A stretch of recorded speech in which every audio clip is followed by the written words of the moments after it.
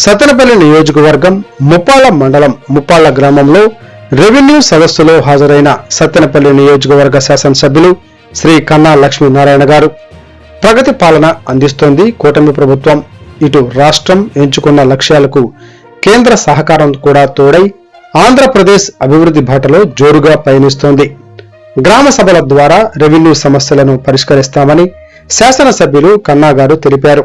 మన భూములు మీద అతని ఫోటో వేసుకుని మరీ కబ్జాలు చేశారు. ఇప్పుడు కూటమి ప్రభుత్వం వచ్చాక ఆ బొమ్మ పీకి పడేసి రాజముద్ర వేశారు. రెవెన్యూ సదస్సులతో ఇప్పుడు భూ బాధితులకు అండగా నిలుస్తున్నారు. ప్రజల సమస్యలు పరిష్కార దిశగా కూటమి ప్రభుత్వం పనిచేస్తుందన్నారు. 2019లో జగన్ సైకో ముఠ గద్దెనెక్కగానే భూ బకాసురుల్లా ప్రజల భూములపై పడ్డారు. సైకో జగన్ ముఠా బారిన పడి భూములు కోల్పోయిన వారికి అండగా నిలుస్తున్న రెవెన్యూ సదస్సులు గ్రామ స్థాయిలో భూములకు సంబంధించిన సమస్యలను పరిష్కరించేందుకు సంబంధిత శాఖల అధికారుల బృందం ప్రతి రెవెన్యూ గ్రామాన్ని సందర్శిస్తుంది. ఈ సమయంలో తమ భూములకు సంబంధించిన అభ్యంతరాలను భూ యజమానులు అధికారుల దృష్టికి తీసుకురావచ్చు.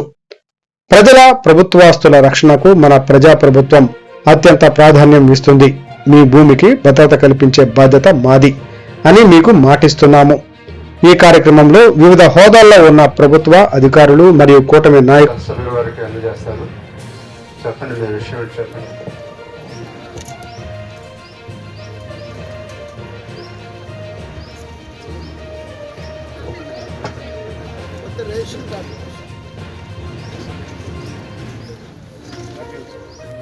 సందర్భంగా ఇవాళ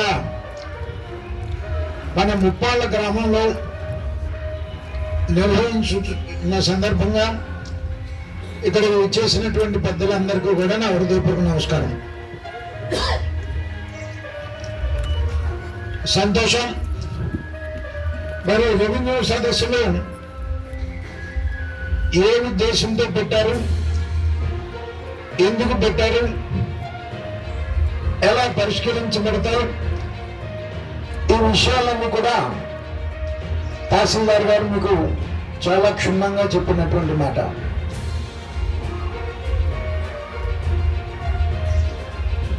ప్రతి గ్రామంలో కూడా చాలా మందికి మరి ఆన్లైన్ చేసుకోకపోవటము, లేకపోతే గట్టుల దగ్గర తగాదాను,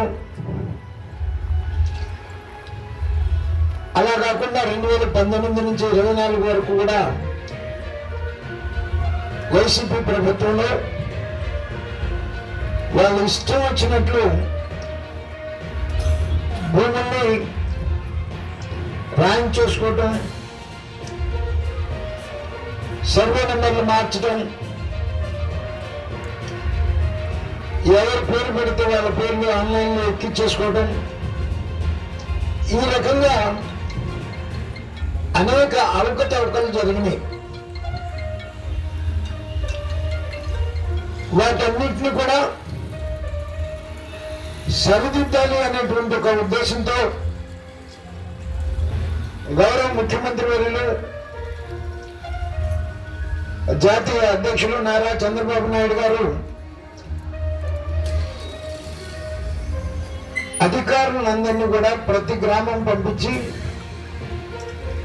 ఉచితంగా, మామూలుగా అయితే పట్టాదారు పాస్ పుస్తకాన్ని కానీ ఆన్లైన్లో ఎక్కించడానికి కానీ వీటన్నిటికీ కూడా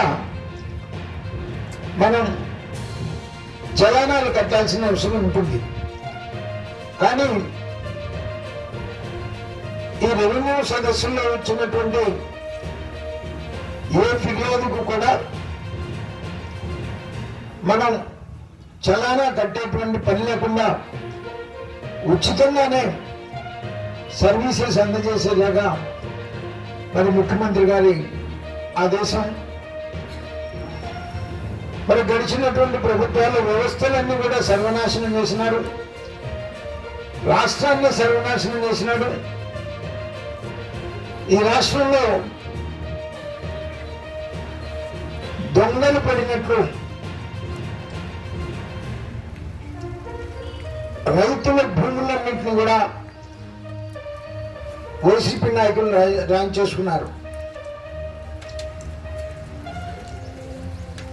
అటువంటి సందర్భంలో ఆ సమస్యలన్నీ కూడా పరిష్కారం చేయాలి అనేటువంటిది అధికారులకు ముఖ్యమంత్రి గారు ఇచ్చినటువంటి ఆదేశం. మరి ఇది మంచి ప్రభుత్వం, ఎంతో అనుభవం కలిగినటువంటి నాయకుడు మన ముఖ్యమంత్రి గారు. 14 సంవత్సరాలు ముఖ్యమంత్రిగా చేసినటువంటి అనుభవం ఉంది. మరి ఇవాళ విజన్ 2047 డాక్యుమెంట్ ని మనం విజయవాడలో రిలీజ్ చేస్తా ఉన్నారు. ఒకప్పుడు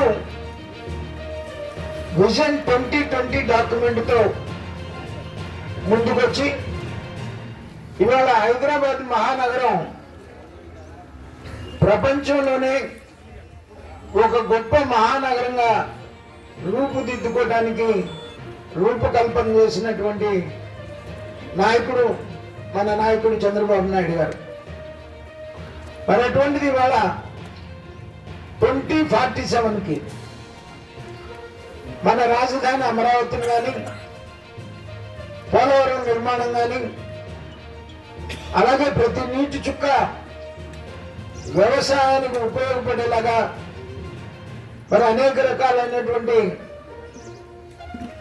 లిఫ్ట్ ఇరిగేషన్ స్కీమ్స్ కానీ, నదుల అనుసంధానం కానీ, ఇవన్నీ కూడా మరి పూర్తి చేసి ఈ రాష్ట్రాన్ని ప్రగతి పదంలోకి ముందుకు తీసుకుని వెళ్ళడానికి ఒక గొప్ప విజన్తో ఈ రోజున మరి డాక్యుమెంట్ 2047 డాక్యుమెంట్ కూడా మరి రిలీజ్ చేస్తా ఉన్నారు. మరి ఈ సందర్భంగా